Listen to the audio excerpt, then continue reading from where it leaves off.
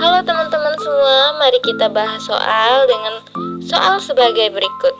Seorang pasien berusia 27 tahun dibawa ke IGD setelah mengalami multiple physical injury termasuk fraktur pelvis akibat kecelakaan bermotor. Hasil pengkajian menunjukkan pasien inkoren, pucat, dan diaporesis. Tekanan darah 70/50, suhu 36,2, frekuensi nadi 140 kali per menit, dan frekuensi nafas 30 kali per menit. Pertanyaannya, apakah masalah keperawatan yang tepat pada pasien?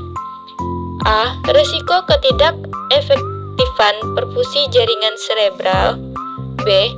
Ketidakefektifan perfusi jaringan perifer. C. Resiko penurunan curah jantung. D. Penurunan curah jantung. E. Resiko shock.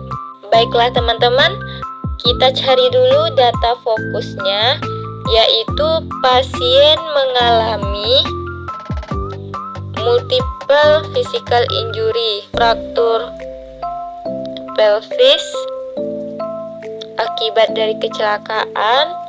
Terus pasien mengalami inkoren. Inkoren ini merupakan gangguan arus pikir yang menyebabkan pasien berbicara yang sukar atau tidak bisa dimengerti dan kita ikutin, atau bisa jadi berbicara secara melantur. Terus pasien juga mengalami pucat dan diaporesis. Diaporesis ini keringat dingin ya teman-teman. Di sini tekanan darahnya 70/50, suhunya 36,2, dan frekuensi nadinya tinggi ya teman-teman. Ini 140 kali per menit, dan tensinya tadi juga turun ini ya teman-teman. Nah, ini frekuensi nafasnya 30 kali per menit. Ini termasuk tinggi ya teman-teman frekuensi nafasnya. Jadi yang ditanyakan itu adalah masalah keperawatan yang tepat ya teman-teman.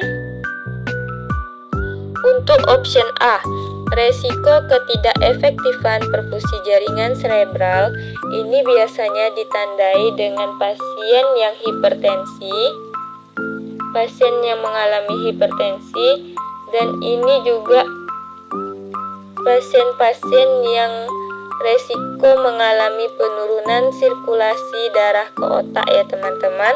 Untuk option A ini kita belum bisa mengangkatnya ya teman-teman, jadi ini tidak termasuk. Untuk option B, ketidakefektifan perfusi jaringan cerebral.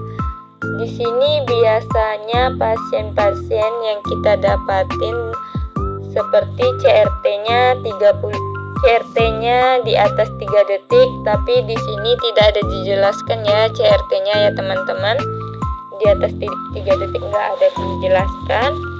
Terus pasien mengalami cyanosis, dan di sini juga tidak ada dibilang kalau pasien tersebut mengalami cyanosis.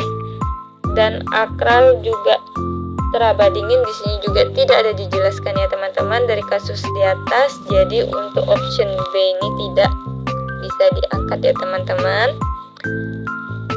Yang untuk option C, resiko penurunan curah jantung.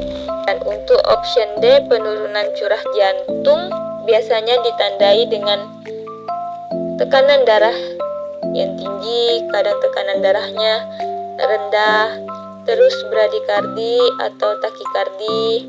Pasien juga mengalami sesak napas. Biasanya ini bisa ditandai dengan abnormalitas gambaran EKG ya teman-teman. Jadi kemungkinan untuk option C sama D ini juga tidak mungkin ya teman-teman, jawabannya tidak ada. Untuk option E, resiko shock. Sebelumnya resiko shock ini yaitu kondisi tubuh berisiko mengalami ketidakcukupan aliran darah ke jaringan tubuh yang dapat mengakibatkan disfungsi seluler yang mengancam jiwa, di mana pada kasus tersebut terdapat faktor resiko kekurangan volume cairan akibat perdarahan yang terjadi karena fraktur pelvis dan multiple trauma yang dialami pasien. Biasanya pasien dengan resiko shock mengalami hipotensi. Di sini pasien mengalami hipotensi ya teman-teman. Terus pasien juga mengalami takikardi. Di sini juga 140 kali per menit. Dan pasien yang mengalami resiko shock, frekuensi nafasnya di atas normal ya teman-teman, yaitu ini juga nih frekuensi nafasnya 30 kali per menit. Ini frekuensi nafasnya abnormal juga ya teman-teman. Jadi dengan data-data di atas, jawabannya sudah cukup jelas ya teman-teman, pasien tersebut mengalami resiko shock. Jadi jawabannya E. Baiklah teman-teman, sekian dari saya. Terima kasih.